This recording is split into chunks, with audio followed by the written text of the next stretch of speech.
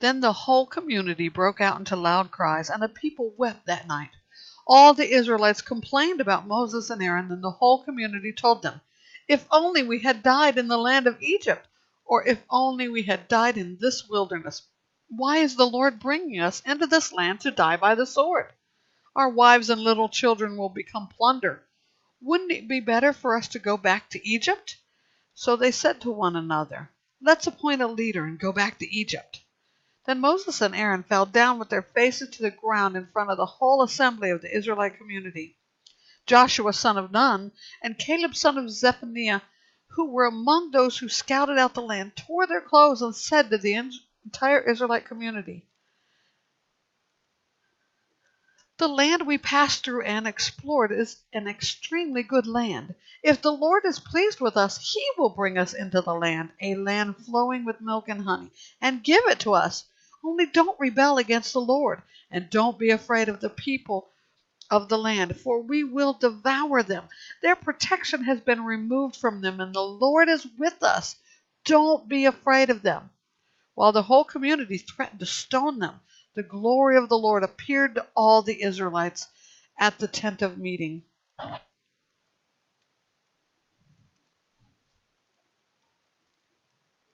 The Lord said to Moses, "How long will these people despise me? How long will they not trust in me, despite all the signs I have performed among them? I will strike them with a plague and destroy them. Then I will make you into a greater and mightier nation than they are." But Moses replied to the Lord, "The Egyptians will hear about it, for by your strength you brought up this people from them. They will tell it to the inhabitants of this land. They have heard that you, Lord, are among these people, how you, Lord, are seen face to face, how your cloud stands over them, and how you will go before them in a pillar of cloud by day and in a pillar of fire by night. If you kill this people with a single blow, the nations that have heard of your fame will declare, 'Since the Lord wasn't able to bring this people into the land He swore to give them, He has slaughtered them in the wilderness.' So now may the Lord's power be magnified, just as you have spoken. The Lord is slow to anger and rich in faithful love, forgiving wrongdoing and rebellion, but He will not leave the guilty unpunished, bringing the consequences of the father's wrongdoing on the children to the third and fourth generation. Please pardon the wrongdoing of this people, in keeping with the greatness of your faithful love, just as you have forgiven them from Egypt until now." The Lord responded, "I have pardoned them as you requested. Yet as surely as I live, and as the whole earth is filled with the Lord's glory, none of the men who have seen my glory and the signs I performed in Egypt in the wilderness, and have tested me these 10 times and did not obey me, will ever see the land I swore to give to their fathers. None of those who have despised me will see it. But since my servant Caleb has a different spirit and has followed me completely, I will bring him into the land where he has gone, and his descendants will inherit it. Since the Amalekites and Canaanites are living in the lowlands, turn back tomorrow and head for the wilderness in the direction of the Red Sea." Then the Lord spoke to Moses and Aaron, "How long must I endure this evil community that keeps complaining about me? I have heard the Israelites' complaints that they may make against me. Tell them, as surely as I live, this is the Lord's declaration, I will do to you exactly as I heard you say. Your corpses will fall in this wilderness. All of you who were registered in the census, the entire number of you 20 years old or more, because you have complained about me.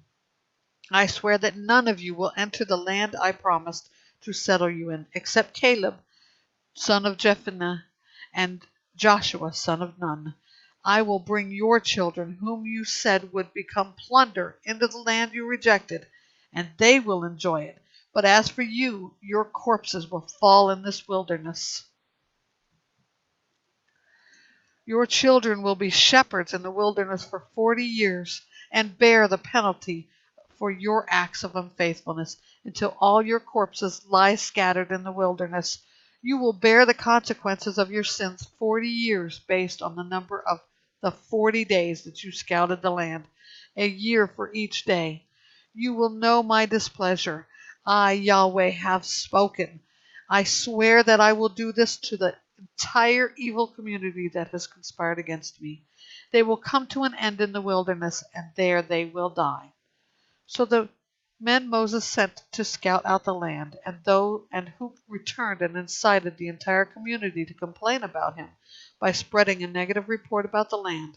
Those men who spread the negative report about the land were struck down by the Lord. Only Joshua, son of Nun, and Caleb, son of Zephaniah, remained alive of those men who went out to scout out the land.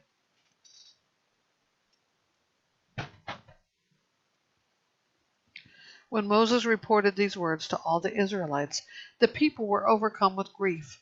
They got up early the next morning and went up the ridge of the hill country, saying, "Let's go to the place the Lord promised, for we were wrong." But Moses responded, "Why are you going against the Lord's command? It won't succeed. Don't go, because the Lord is not among you, and you will be defeated by your enemies. The Amalekites and Canaanites are right in front of you, and you will fall by the sword. The Lord won't be with you, since you have turned from following him." But they dared to go up the ridge of the hill country, even though the ark of the Lord's covenant and Moses did not leave the camp. Then the Amalekites and Canaanites who lived in that part of the hill country came down, attacked them, and routed them as far as Hormah.